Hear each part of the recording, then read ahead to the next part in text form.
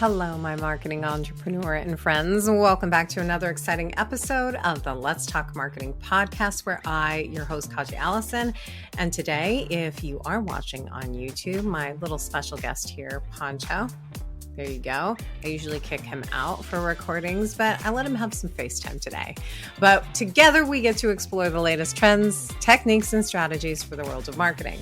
In today's episode, I have the pleasure of interviewing Jeremy LaDuke, who is the founder of Epic 9 Marketing Outfitters. Now, Jeremy has been helping businesses cut through the marketing noise since 2014, and he's got some amazing insights to share. During the episode, we really dive into the creative strategies with an emphasis on creative, and also the power of humor and how it works with marketing strategy.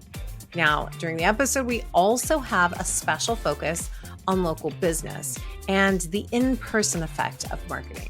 From small ways to make your business stand out to the magic of customer reviews and why staying original can really pay off. He has got a ton of great advice to give, and I hope you gain just as much insight as I did. So grab your favorite beverage, sit back, and let's dive into it. Let's talk marketing. Jeremy, welcome to the Let's Talk Marketing podcast. Super stoked to have you on here today so that we can dive into some marketing strategy conversation. Glad to be on here. Thanks for having me. Of course. Let's dive into it. Let's have the audience get to know you a little bit. And we always do that with my little fun questions. The first one is, what was your first marketing role? Whether it was traditional marketing or not traditional marketing, what would you have classified as your first marketing role? So can I answer this in two ways? Absolutely. Can I love answer it. the traditional, the non-traditional, and then the traditional? Yes. So the non-traditional was actually my former career. My former life was in the church world and trying to get youth to come to events. That's like the hardest marketing job in the world, but it can also be the most fun as well because you get to be Yes. you get to be a little wild and crazy with it. But traditional marketing, I was a web designer at an agency that was based in the hospitality industry, and so did that for about a year and a half. But I did a little freelance before that, and then jumped out on my own after that. Well, I like that you started with a non-traditional. I think I've just gotten to the point where I love the non-traditional answers because what you described, trying to get a group of people to take an action, to me is the definition of marketing. We ultimately, everything that we put out there is to drive people to do something. What is it? Do you want them to subscribe, to sign up, right? To purchase something? Like, we're all just trying to get people to do that. And especially the demographic that you were working with, that's a challenge. So I would imagine it leaned into a lot of creativity for having to gather them there and having them sign up. Do you recall any kind of really creative way that you were able to actually accomplish that? So this is this is a little bit further on in that world, but we actually came up with this this theme. We were actually planning a church, and we came up with this theme called RTDs, or it was religiously transmitted diseases, and we had this whole campaign around religiously transmitted diseases. Now I say all that and disclaimer that was definitely a former world of mine. I'm no longer in that world, and I found that marketing in the non-church world, it's a lot easier to sell things to people that they want and can use rather than trying to get teenagers to come to a Bible study. Yeah. It's you can see the effects of your marketing a lot better in the business world. Well, and then I also think it really teaches you how to appreciate what happens in that business world as well too. I have to ask, how did the RTD campaign go over? Did it pull them in? Oh, it did exactly what it was supposed to do. It made a lot of religious people very upset, and it got on the radar of a lot of non-religious people. So it did exactly. Yeah. I mean, Exposure is exposure, I guess. Hey, hey, no publicity is bad publicity, right? Exactly. It's really an all in the way that you spin it and you kind of take a look at it, right? There's a silver lining. There is a silver lining. Now that's what you did. What do you currently do? What's your current role? Yeah. So about 10 years ago, like I said, I was with an agency at one point, and I decided when I was there, I just kind of I got up to that point. I had done design, web design, graphic design, branding, all of the nuts and bolts of marketing. But I had never really been exposed to kind of the business of marketing, and so I had the chance to really uh, experience that understanding of that. Um, Unfortunately, where I was at, it wasn't a great work environment, so I decided to leave there and start my own thing about 10 years ago, and started Epic Nine Marketing. And so we consider ourselves the marketing outfitters. We help people find the best route and get the best tools to get up their marketing mountains. So at this point, I function in the business on the strategic level. And Okay. so I'll meet with our clients and really dive into the strategy and the um, creative on what they need to do to accomplish their goals. But occasionally I'll get my hands in the either the web development side or the design side. But I try not to. But that's where my roots are.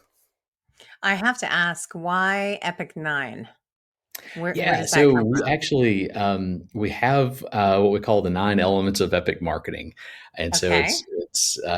it goes from your goals, your strategy, and your investment, your branding, Mhm. your community and social, your web presence, your analytics, and then at the top is the results. And so that's this the kind of the framework we try to walk all of our clients through, and it really does work.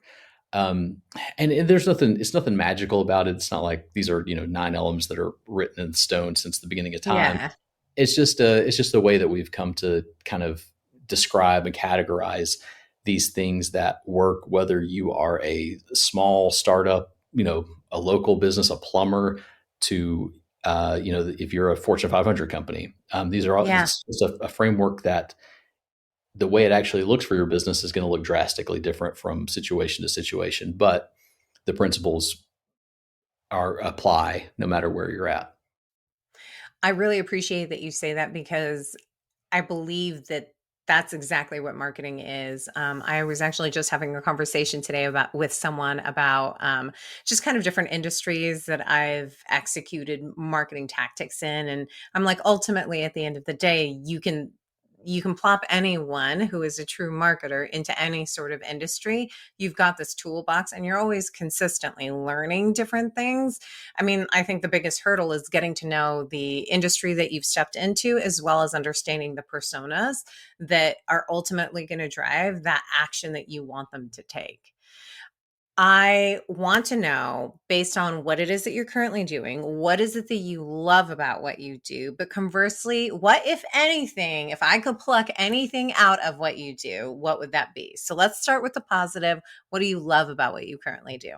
I'd say my favorite thing to do is to work with a business that's willing to be a little bit risky, Hmm. and with their brand and with their messaging, and create fun advertising. So that's one of the things we've gotten to do in the past few years is really um, work with businesses that are okay with being funny with different aspects of their advertising. Yeah. That's been a blast to create some commercials and different concepts that genuinely get LOLs out of people. Yeah. Um, and then on the related to that, really any sort of emotional advertising. So the funny Hmm. is probably what we do the most and are the best at, but also just the really pulls on your heartstrings, makes you want to cry type of Yeah. spots as well. So we've gotten to do a couple of those. That's what I love. I love coming up with the messaging. I love coming up with the concepts that connect with people. the thing that I hate is the money side. God, I hate the money side.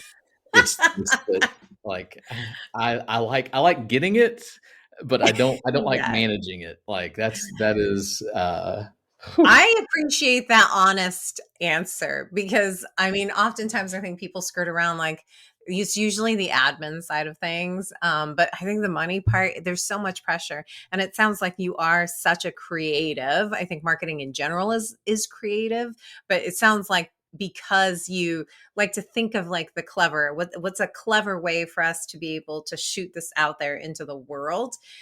I think that that requires a level of just kind of creativity. And the other thing that you said that really resonates is the emotional side of things. I was going to call it emotional selling because I think that that is definitely at the, no pun intended, at the heart of good brand storytelling is making that emotional connection, regardless of what that feeling is. I like that you strive for laughter, but there is something to be said about being able to bring someone in a moment, and not, this may sound really harsh, but in a moment of pain to get them to really like open up and like take a look at what it is that you're serving out to them. So, that really resonates with me on that. Now, in order to keep up on all of those things, I imagine that you are doing something to keep up with the trends. I don't know if you are following anything on social, if you're a podcast listener, if there's books, newsletters, like who should we follow? Who do you follow? How do you stay up to date on the trends? I hate trends. You got, listen, you don't have to love them, but you got to keep up with them. Yeah. To some extent, I would say to some extent. Okay, Um, fair. I love new uh, innovation, I would say, and things that I know I like that are going to help me do this thing better um, for the long term. Okay.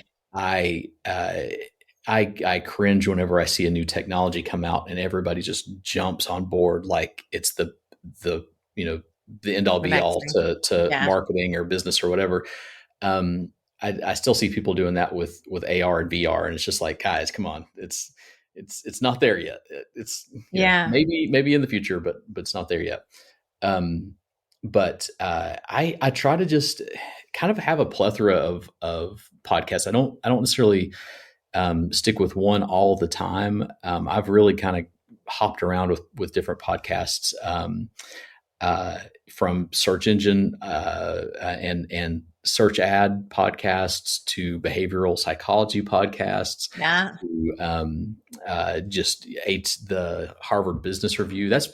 Harvard Business Review is probably one I've just kept on consistently to listen to because Yeah. they bring on people from all over. But then I guess I just try to spot new ways of people who are talking about new things Okay. in solid, legitimate ways. And sometimes, you see a book out there and you're like, oh, hey, that looks interesting, and you get a few chapters in, and you're like, oh my god, like I just wasted an hour of my life. Um, but I would say for the most part, if you just kind of keep your ears open and keep your eyes open, you're going to spot those people who are talking about things that you need to be paying attention to, and give it a shot.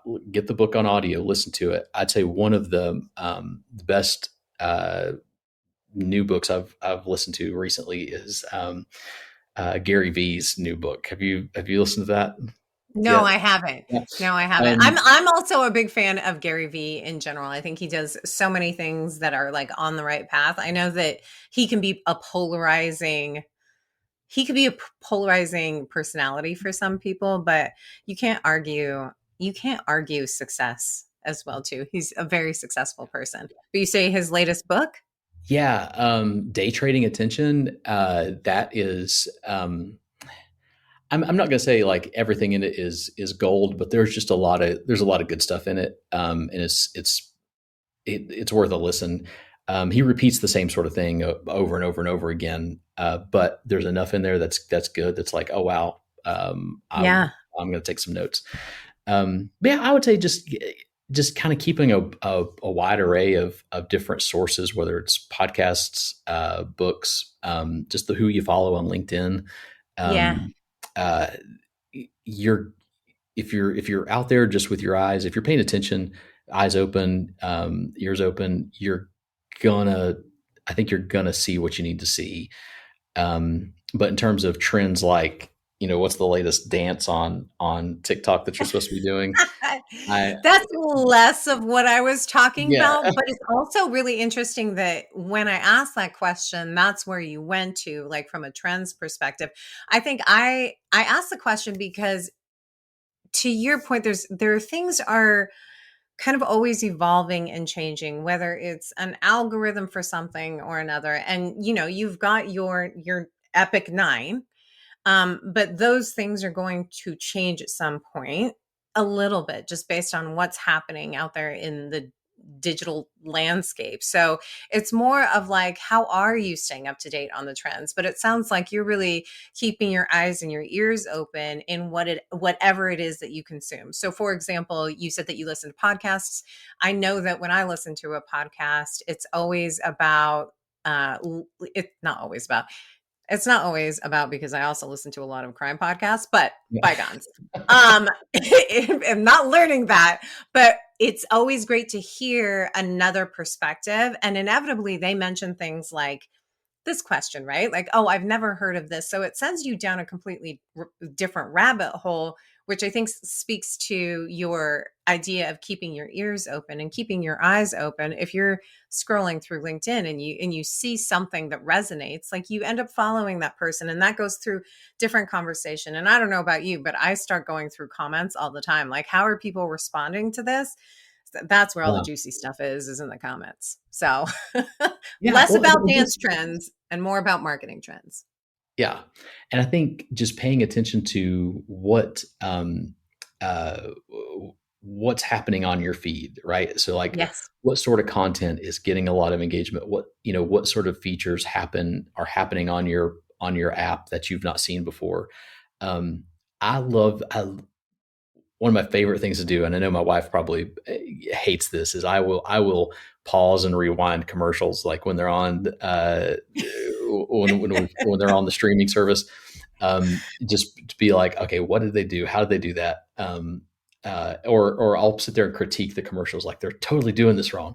But one of the things I've seen, and I think we're going to see a hard swing towards humor in advertising, because we really have seen such a lack of it in the last probably 20 years. Is we Yeah. went hard, like the advertising industry went hard with performance, right? Like, it's all about the clicks, it's all about the ROI, it's all about, but now we're seeing this hard swing back towards brand. And you're going to see a lot of brands trying to get humor, right? And you see some of them doing it really well, Yeah. and then you see some of it doing it really poorly. And it's going to be fascinating to kind of see us. I think it's going to make advertising a lot more interesting in the next Yeah. 2 to 3 years, as you see a lot of brands trying to make their ads funnier. So it's going to make ads a lot more enjoyable to watch. But it's also going to be interesting to see uh, what they do with that. I think one of the brands that I've seen that has just done it so well, is Liquid Death. I don't know if you follow Liquid Death at all. Yes. Yeah, yeah. I'm a fanboy. Not so much of their water. Their water is like, it's water in a can. It's the Um, advertising. It's the advertising. I totally get Yes, it. yeah, but they've done a really great job of building this. They've really just built a brand out of a saturated market, no pun intended, Yeah. around this thing that they said, hey, we're going to take this thing that's a commodity, build a brand around it, and now I think they're valued at over $1 billion. So it's been fascinating to watch that. But I think they're one brand it's on the extreme end, but they're doing humor, they're doing Yeah. the messaging in a really fun and engaging way. I love that prediction that you have. And I am curious because humor is so subjective. Like, I think that when people can go really wrong with it and they can go really right. I think of Old Spice. I think those are such weird commercials. Yeah. Sometimes like the combinations of things, but I also get that they're doing humor and it's like this old school and new school and funny, but not everybody's funny. It's just an interesting combination. So, what are your thoughts on swinging for the fences when it comes to humor? Because there is this area where like not everybody has my sense of humor. Like it's really easy to make me laugh. So I'm not a tough critic when it comes to it. I can at least see that they were attempting to make me laugh at something, even if it's not my genre. But like, what are your thoughts on like swinging for the fences when it comes to leveraging humor for marketing? It's a great question. I think I want to say the bigger the brand you are, the a little more you can swing a little harder, right? Okay. And so the one advertisement I've seen recently that comes to mind is the KFC advertisement. Have you seen this with the chicken? Believe in chicken. No. It's this.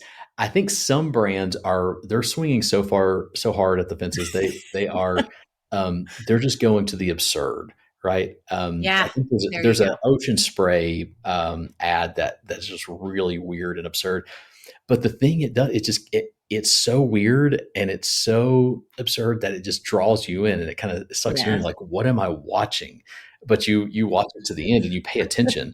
Um, uh, and so I think a small local business, if they tried to be just completely absurd, it's a little riskier for them, right? I mean, Yeah. it could explode. They could become viral. It could Absolutely. become something huge, or it could crush them. And so I think you gotta just be a little more careful with it when you're smaller. Yeah. But at the same time, I think if you kind of use you put on your um, uh, I almost said your human hat, but that sounds weird. I always say if you just as long as you use your noodle about it, Yes, right? just Like, just use your brain, use a little bit of intuition. Say, all right, how does this actually play out in my local community? If I was to run an ad like this, if this was my yeah, messaging, how does this actually play out for me? Um, I think if you can say, all right, I'm pretty sure people aren't going to burn me at the stake or yeah, boycott me if I do this.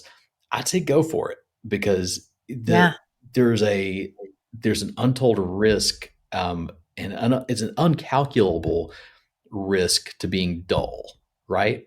Like if yeah, your ads are dull and they're forgettable, you're just wasting your money. Like yeah, rather be risky and maybe offend somebody, maybe make somebody a little upset, or maybe them think, oh wow, that's weird. That's okay if they yeah, remember your brand, right?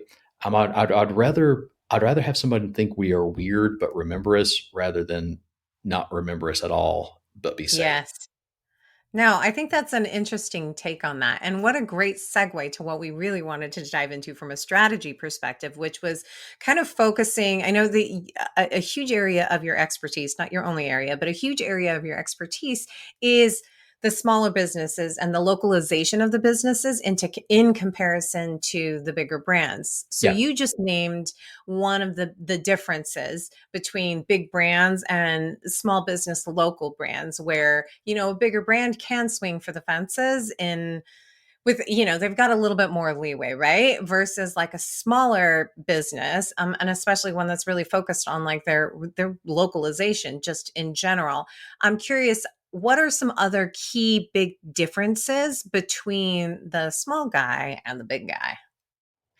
Great. Yeah. So I think the I want to step back and adjust what I said earlier. I think that there's definitely big brands have less. They have a little more pillow, right? They've got more money. So if this Yeah, one particular campaign doesn't really work, then they're not crushed. Um, yeah, I do think though that smaller local brands they have so much more opportunity because the reality is most local brand advertising is absolutely boring, and it's not catching anybody's attention. And so it's not that you have to be like over the moon. You don't have to have an Emmy award winning commercial Yeah. out there. The bar is pretty low. Like you just have to be kind of funny, right? You don't have to be, Netflix special funny. You just have to be kind of funny, and you're going to be remembered more than all of your local Most. competition. Um, Yeah. one classic example is this company here in town. It's an HVAC company, and they're fairly new, and they adopted a Yeti as their mascot.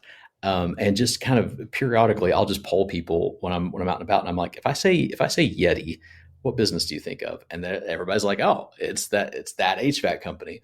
Yeah. Um, and it was risky for them, right? Like no other everybody else's HVAC company just has some a pipe wrench and something that represents hot and cold. Yeah. um, Yeah. you know, that's the safe, that's the normal, it's what everybody else is doing. And I think for local brands there's such a huge opportunity just to just be distinct, rather than be safe. And so there's more risk, but really when you're a local business, everything is risky. Like Yes. just like every decision you make is risky. Do I set my business up in this location or this location? That's risky. Yes. Do I spend my money with the newspaper or the TV station? That's risky. Um, so uh, I would say there's opportunity there, that a small business can benefit from almost more than the large business can. So when you're a local business, it's just everything is risky, and so being dull and playing it safe, I would say, is even a bigger risk than swinging for the fences. And that's what we've seen several businesses, just in our own little town here, several businesses play it safe and never stand out, never be distinct, and just get looked over, and they're out of business in a year or two. Yeah. And, one of the things that you had also mentioned was as a small business, kind of balancing out the being the smaller business and having these opportunities, whereas, you have these just kind of bigger brands that are looking to spend their budget in some way, shape, or another. I'm curious if for a smaller business, do you think it takes, how do I want to put this? I want to know if your thoughts on budget for a smaller business from a marketing perspective is more attainable than doing the big brand stuff that really pours a ton of money on maybe like the search engine marketing, on the social advertising, whereas the local brand can invest a specific amount of money and then do a little bit more of that organic push for it. What are your thoughts on like the budgeting for a smaller local business? That's a great question. So I would say, like, if you're a local business, and you're trying to figure out how much money do I need to set aside for my marketing, every month. um, let's be real. Some small businesses out there, they're comfortable with probably like $500, right? Like that's the world Yeah. we're living in. Like if Yeah. you're a local, restaurant that just started up, or you're a local bookstore that just started up, you're not like just rolling in dough. Um, I think there's a joke there to be made about pizza restaurants, but I'm not going to do it. You're not I you're was not I was picking up on the pepperoni. Don't worry. Yeah. There is I think there's a distinction there in budgets and your investment at. I think it's nice. It's a nice round number, 500, 5,000, 50,000 if you wanted to Yeah. make that jump as well. Um, those numbers are somewhat arbitrary, but it's a good kind of milestones. Like once you get to that 5,000 level, that's really when you're able to invest your money back into advertising, I think, with an agency, and kind of and take that step, and they can get you to the next level, right, to that 50,000 level. Yeah. And so, but when you're down there, when you're a little lower than 5,000, if you're in that 500, 1,000, $2,000 area, like every dollar counts, and you've got to, Yeah. chances are you can't afford the margins that an agency needs to charge to make it worth it for Yeah. them to have you as a client. And so you've got to do it on your own. You've got to know the things to do, and you could be super lucky, right? You could have a person on your team that is somewhat marketing savvy and can do a lot of it for you, or you might have a friend that can help you out. Yes. Um, or otherwise, like you're gonna need to listen to those podcasts. You're gonna Yeah. need to read the books. You're gonna need to do the things to get a lot of it on your own.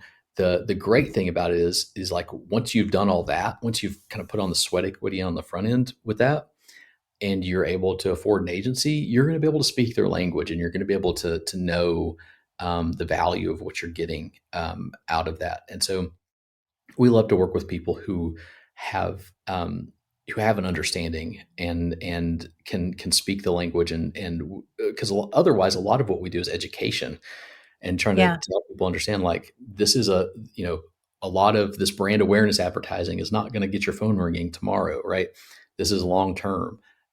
This other advertising over here, it's going to require you to have a system in place um, to close a sale, right? If we can get people to the Yeah. door, you're going to have a team in place to be able to close that sale and get the thing sold. So I think there's an important realization for small businesses to understand that um, when you're starting out, that 500, that $1,000, that feels like a ton of money, right? When I Yeah. was starting out, having 500 to $1,000 to just spend on advertising or something, like, I would have killed for that. Um, and I was starting a marketing and advertising agency. Yeah. Um, but that was a different world. But when you're starting out, that's a lot of money. But understand that if you go after something and try to pay an agency that much money to do something for you, there's a good chance that you're not going to get what you think you should out of it, and there's a good chance that you won't get what you need out of it. You need to take that, do some research, do some thinking, and figure out how you spend that money the best on your own. So I want to ask you something to kind of almost double click on just that overall thought. Because when I think of small businesses, ultimately the goals are different than like a bigger brand, right? A bigger brand usually has a digital presence and they're able to just kind of measure those conversions at different at different points, right? It's a form submission. And I think, and correct me if I'm wrong, but my thought when I think of local is I'm looking for foot traffic and maybe some web conversions as well too. I want them to sign up for my newsletter and whatnot and my rewards program or whatever that is. But it's foot traffic, it's foot traffic. So how do you recommend measuring or making that connection between marketing and this brand awareness and driving more foot traffic? Do they need to kind of start tracking how much foot traffic they have on a regular basis so that they do have a baseline? Is that where you start and then see if there is an uptick? Or is that, I don't know, is that too basic? No, I would say as a local business, you need to measure every single thing you can, right? Anything that's within your power to measure it. And foot traffic is one of the most important, especially if you're retail, if you're a restaurant. Yeah, foot traffic is you live or die on that. Yes. However, if you're B2B, if you're a service Yeah. based business, that's there's different things to measure that in there. But I think when we get to the heart of it, and when I started 10 years ago, the thing that really fired me up and I was passionate about was helping the local businesses, because those are the people that are risking it all to really put food on the table for not only for their families but for the people that they're employing. Like, they're Yeah. the lifeblood of our communities, right? Amazon's not sponsoring your kids' t-ball team, right? Best Buy probably isn't, maybe somewhere, but the big businesses are not doing that. It's these local mom and pop places that are the lifeblood of our communities. for me, one of the things when it comes to like that local, because I've done that, like I had mentioned before, I managed a boutique marketing agency, and everything is local. So a part of that that is very different from a brand perspective is foot traffic. That's for one. I think the second that most people kind of miss or aren't focused on is the relevance of like Google Business for local. I think they ignore that. And then reviews. Those were three areas that I had wanted to touch with you, right? Like the value of a review when you're a local business, being able to understand what your foot traffic looks like, right? That's another one. Social media is actually another one as well, too. So I guess there's like kind of four areas that I look at, but like Google search is really huge, but I'm not sure if like you have also found that to be true as well. Oh, totally. So yeah. So one of the things we recommend to any local business are your Google reviews, right? Because Yeah. the reality is, if someone is in that lower funnel stage where they're looking to buy, right? They're looking for a service, or they're looking for a place to eat, whatever that is, they're going to search Google.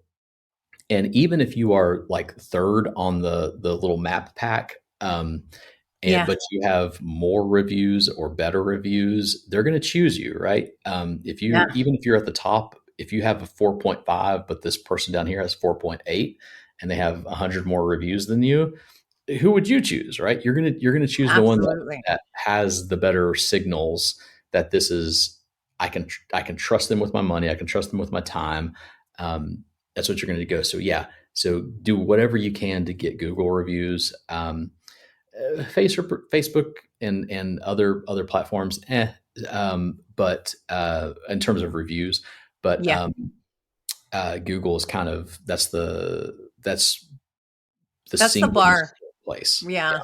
To me, that's always been the bar. And then it's also not just asking for a review. And I don't know if you've also found this to be true as well, too, because there's certain industries, not just local, like for SaaS businesses as well, like review sites are really huge. Mhm. It's Yeah. more about what you want them to say in that review, because if you don't spoon feed like a answer this specific question, then like, yeah, I had a good time, which honestly, that makes sense to me because I know that if I'm writing a review, no matter how emphatic I was and excited in whatever business, my mind goes blank. I'm like, I don't necessarily know what to call out. And I'm in marketing, right? I'm like, oh, it feels already like such a heavy lift. Like writing a review, a positive review is a heavy lift for the other person. So I'm curious, like, are there some kind of questions that you tell your local businesses to ask when you are having them ask for reviews? Like ask them how their experience was with XYZ, or is there a way to tee it up so that you get nice, juicy, robust reviews? That's yeah, no, that's great. I think for most businesses, is as long as they can get a review and get some words on the screen, the rest kind of does the work for you. No, it's a numbers thing. Like if you get enough, you're going to get wordy people that will Yes. just describe their thing. But then there's going to be some people that just leave a star and that's it. That's all you get. But Yeah. just, that's better than nothing. So Yes. don't a bird in the hand's worth two in the bush, right? So Yes. There you get the go. the 5-star review with no words, rather than get 5 of those rather than the one that has some words with it. Um, Yeah. yeah, I'd say that's the best. The thing that I always prompt people with is, I tell them, like, the way I can ask for is like, I hope you had a 5-star, hope you had a 5-star experience.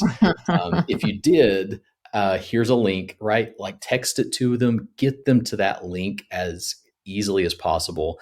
That takes them straight to the review. And then just say, and if you didn't have a 5-star review, we'd love to hear about that. Tell us about that. Here's our email address. Tell us what we could do to be better. But making it as easy as possible for your customer to leave that review is key. Making it as easy as possible to get someone to leave you that review. And hey, if you are listening and you are a patron to your local businesses, just leave them a review. Leave them a review. I know. It goes a long way. That's how you can support local businesses. It goes a long way. But So, the I mean, reality, go. I'll say the reality of local businesses right now, I mean, they're struggling. Like, especially if you're retail, if you depend on foot traffic, And unless you're a restaurant, I think restaurants have seen a lot I think we're just kind of heading in. Our culture is changing a lot. We're becoming more like we're eating out a lot more than I think we have culturally in the past. But we're shopping less in person. Hmm. Yes. We're doing COVID forced everybody online, and retail businesses have not fully recovered from that. If we can get it on Amazon, we're probably going to get it on Amazon. A It's the thousand world we're percent. living in, and so if you are in a town that has small bookstores, shops, whatever, go there, support them. You're going to pay a little more, right? It's going to be a little bit of a hassle to get out of your car and go do the thing, but go support them because that really is the heart of your community. Um, and they're going to be there, when things change. You don't want to lose those businesses.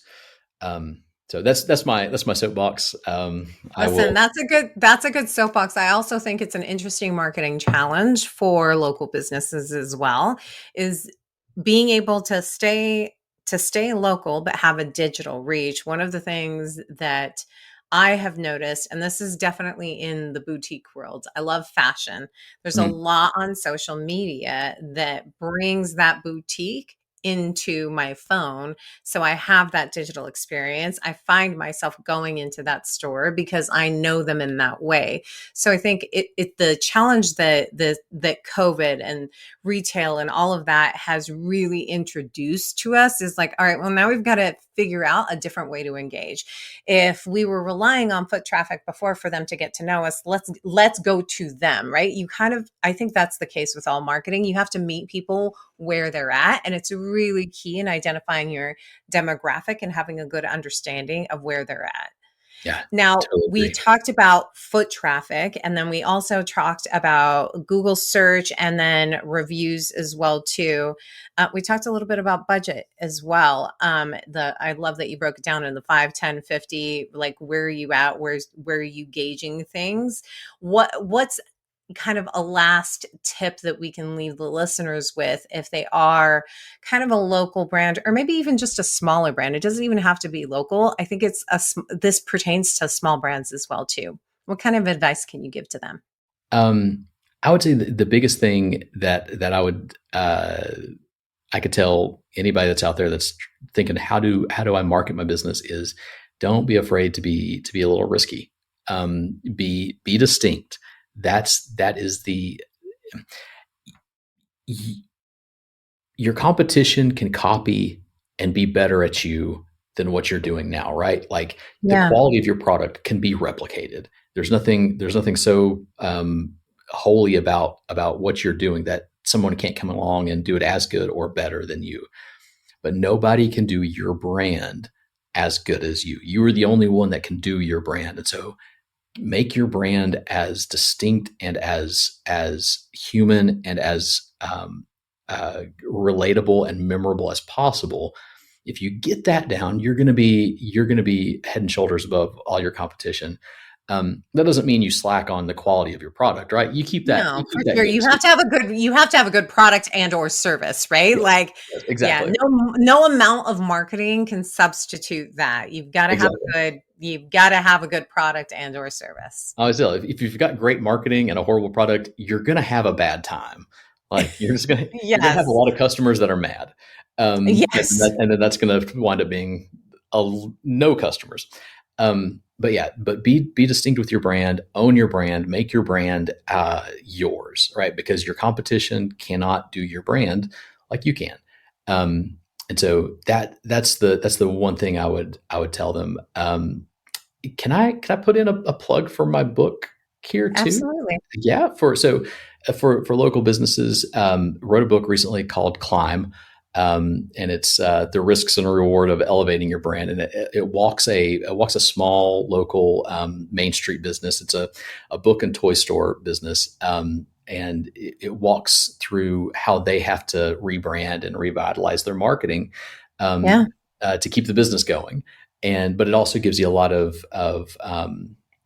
nuts and bolts marketing, kind of textbook marketing ideas in there.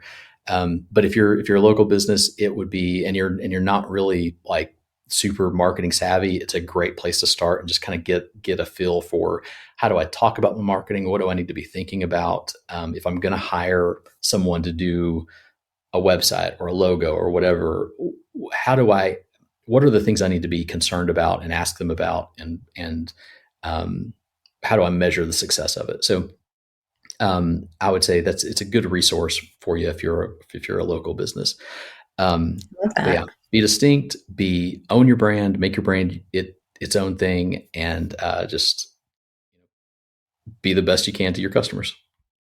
That was great last tidbit advice. I have one final question, and that is if you knew then what you know now, what is the marketing or non marketing advice that you would give to yourself?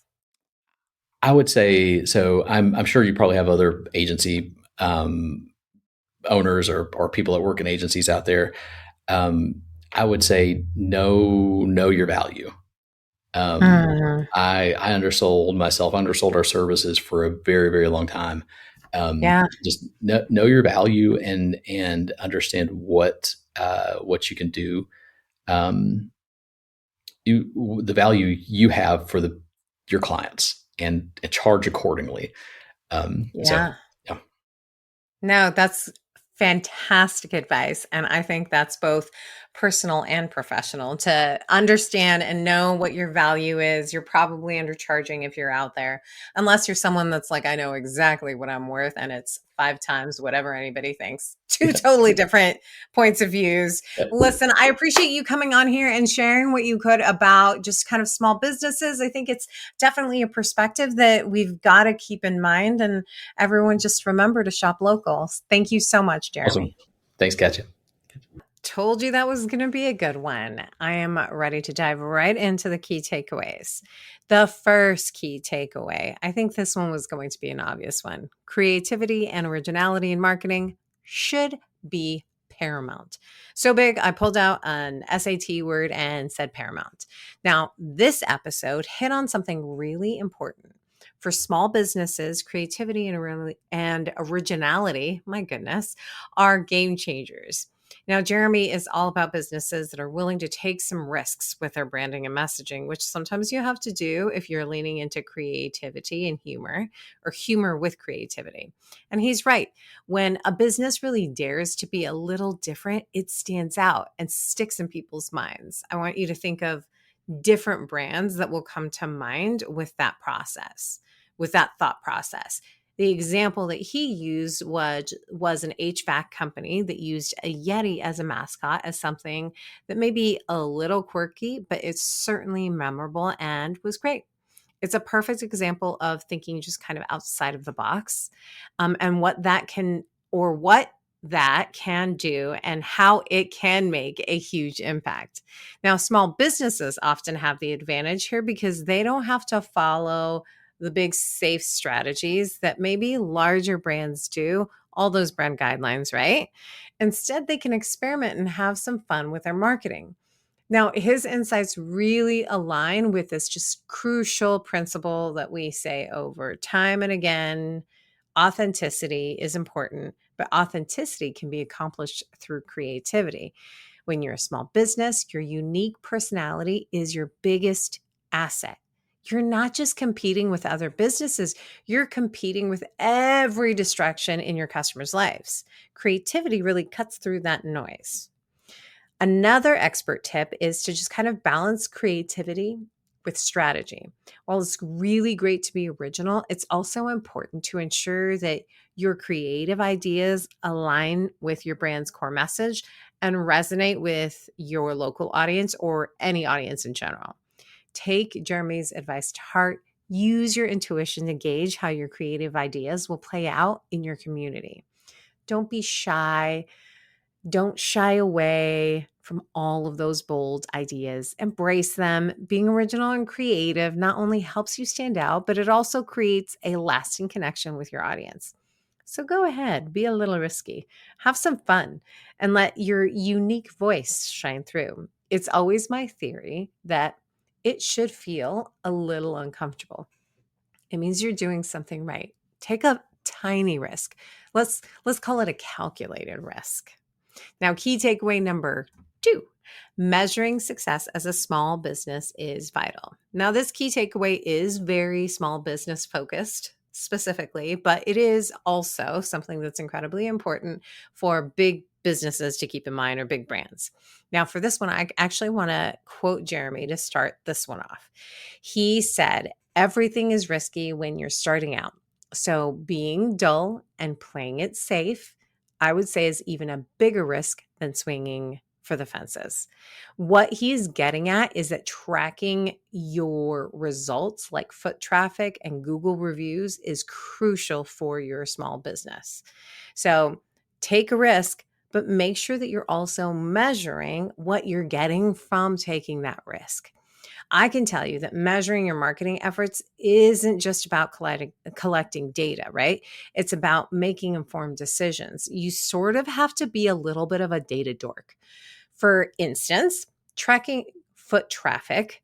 That's a lot of tracking in foot traffic. Here we go. So tracking foot traffic helps you understand how your marketing is really driving customers into your store when you're a local business. And Google reviews, those are a gold mine for small businesses. Positive reviews can sway potential customers, even if you're not on the top search results. Just track it. Also, this may be a polarizing comment, but I don't hate bad reviews. I look at bad reviews as an opportunity for a brand, especially local, to show how their customer service is, as well as how they're showing up for their customers.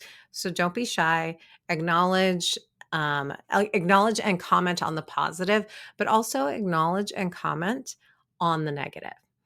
It's really wise to have a baseline for your metrics before you really start diving into advertising spends. This means that you're starting with a clear understanding of where you're at now so that you can measure the impact of your marketing efforts accurately later once the data starts coming in. This is going to help you adjust your strategies, right? Helps you understand what is and what isn't working so that you understand what every dollar you spend is doing for you. I will also emphasize this point. Measure against yourself. Sure, absolutely, there are baselines out there, right? But in the same way that I won't compare my podcast, as much as I love it, to the Joe Rogan experience, don't compare your business with others who have a different team, a different budget, and resources at their fingertips. Remember, the more you measure, the better you can refine your approach and achieve better results. And my final takeaway, which kind of is a piggyback a little bit on what I just talked about, was reviews are important. Jeremy really nailed it when he talked about the power of Google reviews for local businesses. He pointed out that when people are looking for products or services, they often check Google to see what others are saying. And those positive reviews, they can make all the difference. One of the things that I love that he said was Amazon isn't sponsoring your kids' T-ball team. And while that was aimed from a local business perspective, I think that the point was so valid. What's key here is that small businesses should do whatever they can to collect reviews, whether they're Google, Yelp, etc. Make it easy for customers to leave feedback, maybe sending them a direct link to the review page. And don't forget, reviews aren't just about stars. They are about that detailed feedback that helps build the trust and credibility.